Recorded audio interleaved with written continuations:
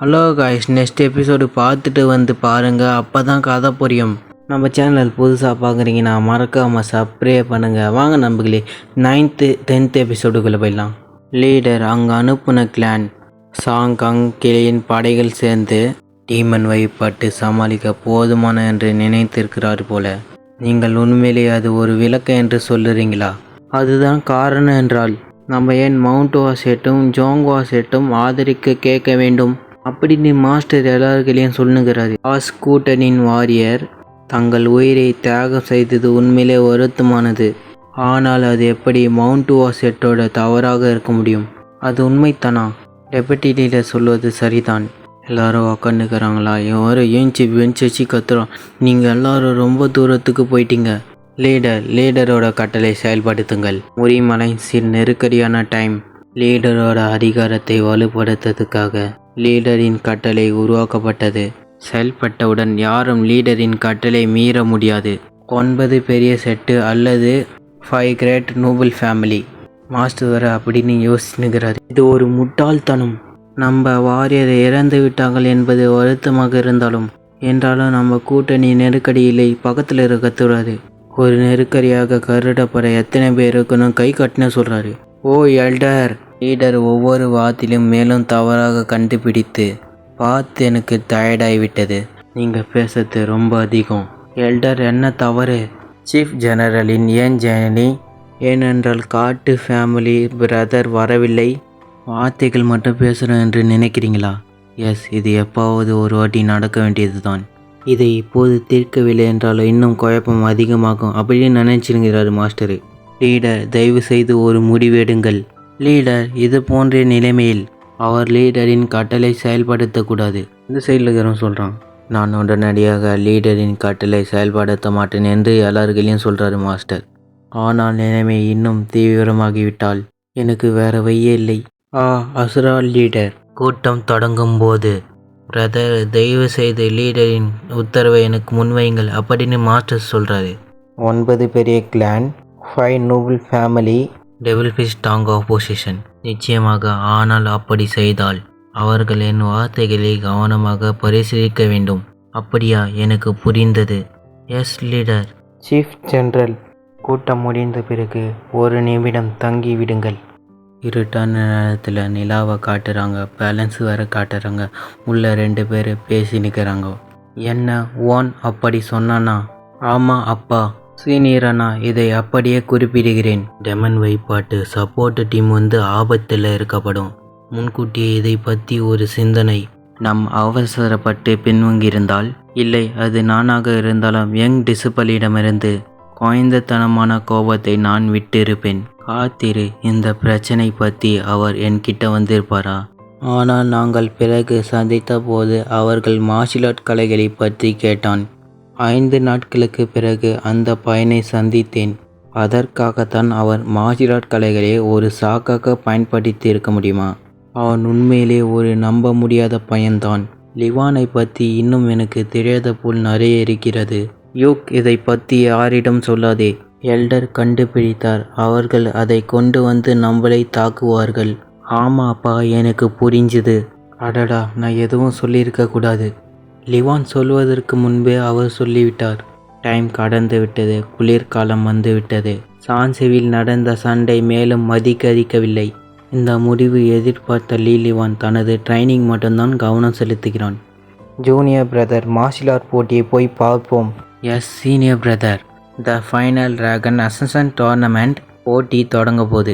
முறின் கூட்டணி இந்த போட்டிக்கு அதிக கவனம் செலுத்தியுள்ளது. அது விரைவில் நடைபெறவுள்ள டீமன் வழிபாட்டிற்கு உள்ள போருக்கு முன்பு வாரியர் சண்டை ஆவி எழுப்புவதற்காக இருந்தது. செக்ஷன் லீடரின் பதவி பெறுவது எளிதானது அல்ல. 3rd சீனியர் அண்ணா, திறமையான ஒரு skill. Team leader and division leader எங்கே உள்ளது? லீடரின் டிசிபிள்.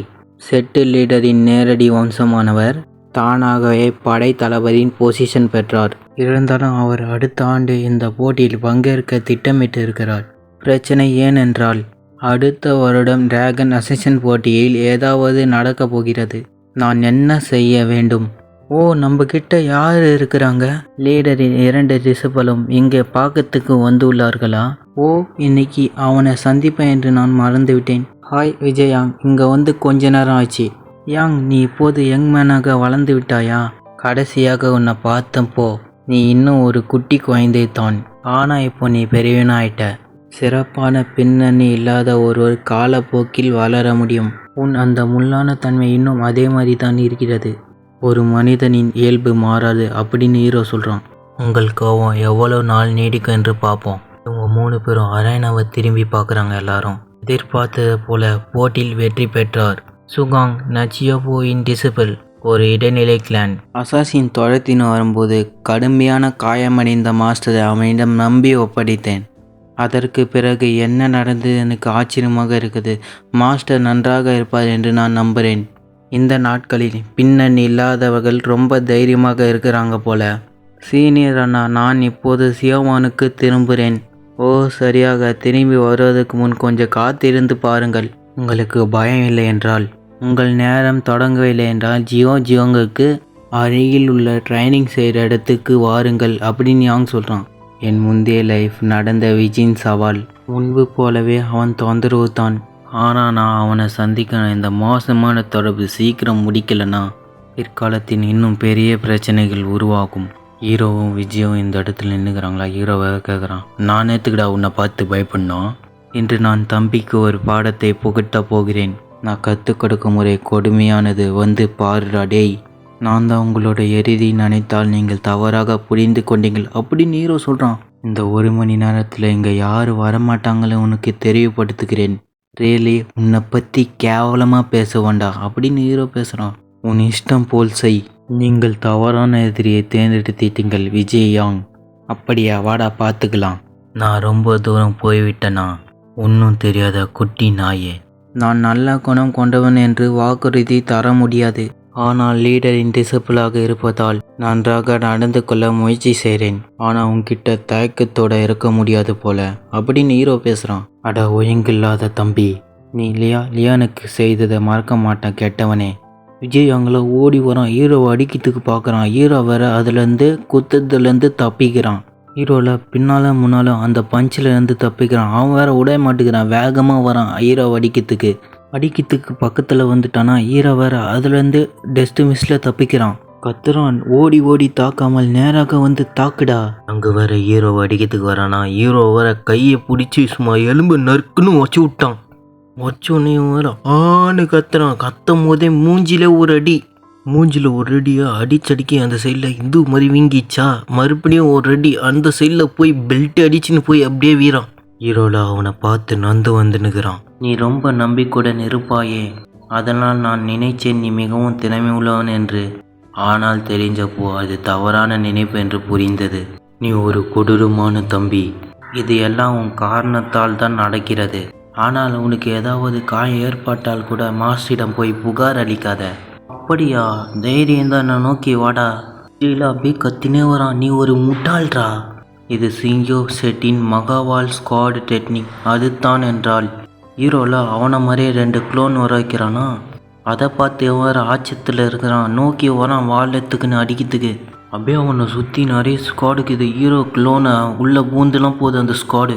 ஹீரோவில் அந்த ஸ்குவாட் அட்டாக் பிளாக் பண்ணிக்கிறான். விஜய் அங்கே கேட்குறான், உன்கிட்ட இது தான் இருக்கிறதா அப்படின்னு சொல்லிட்டு நோக்கி வரான். அந்த க்ளோனை அடிக்கிறான். இவன் வேற பார்க்குறான். நடா அது மறுபடியும் க்ளோனை அடிச்சிட்டேன்.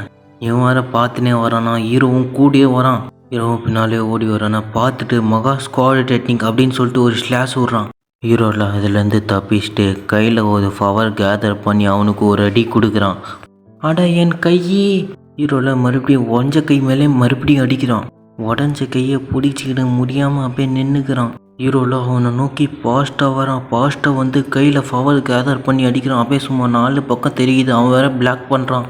பிளாக்காக பண்ணுறான். இறான் அவனுக்கு ஒரு காலிலே ஒரு அடி கொடுக்குறான். குத்தோடனே அப்படியே காலை பிடிச்சின்னு கத்துறான். ஆன்னு 2 பேரும் கத்தினே வராங்க. Young master Vijay young. தலைவர் இல்லை நேராக ஓடி வர்றாரு ஹீரோ அடிக்கிறதுக்கு. ஹீரோ வர கையிலேருந்து 3 குத்து அவனுக்கு பின்னால் போய் நிற்கிறாரு தலைவர். பின்னால் இருக்கிறவன் சொல்கிறான், மாஸ்டரோட காலை எட்டி உதைக்கிறதுக்கு உனக்கு எவ்வளவு தைரியம்? அவன் என்னை கொல்வதற்கு டெக்னிக் யூஸ் பண்ணது பார்க்கவில்லையா? என்னை அடிக்க வந்தால் நான் பாதுகாக்கிறதுக்கு அடித்தேன். நான் மக்களிடம் கேட்கலாமா? வெறும் கையில் சண்டை போட்ட எனக்கும் விஜயாங்குக்கும் இடையில் என்னை கொல்ல மகா ஸ்குவாடு டெக்னிக் பயன்படுத்தினான். யார் தவறு செய்தது? இவனால் எதுவும் பேச முடியாமல் பல்லு கச்சின்னு இருக்கிறான். நீங்கள் அவமானப்பட விரும்பினால் எங்கள் மாஸ்டரை தொந்தரவு செய்யாதீர்கள். உங்களை நீங்களே அவமானப்படுத்திக் கொள்ளுங்கள். என்னை கண்டுபிடிங்கள், அதற்கு பதிலாக வாருங்கள் அப்படின்னு சொல்லிட்டு யூரோப் திரும்பி போகிறான். சிங்கியோ சிட்டால் இதை பற்றி எந்த பிரச்சனையும் செய்ய முடியாது. பேசிட்டு நடந்து போய் நகரான். அவன் ஒரு சிறுவனுக்கு எதிராக ஸ்குவாட் எடுத்து முடிவில் தன் கால் உடைந்தது தெரிய வந்து விட்டால் அது அவமானமாக இருக்கும்.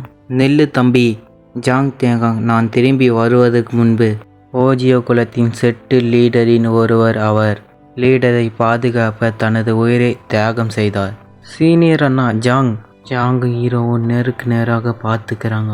பாய் நண்பர்களே, நெக்ஸ்ட் எபிசோடில் பார்க்கலாம்.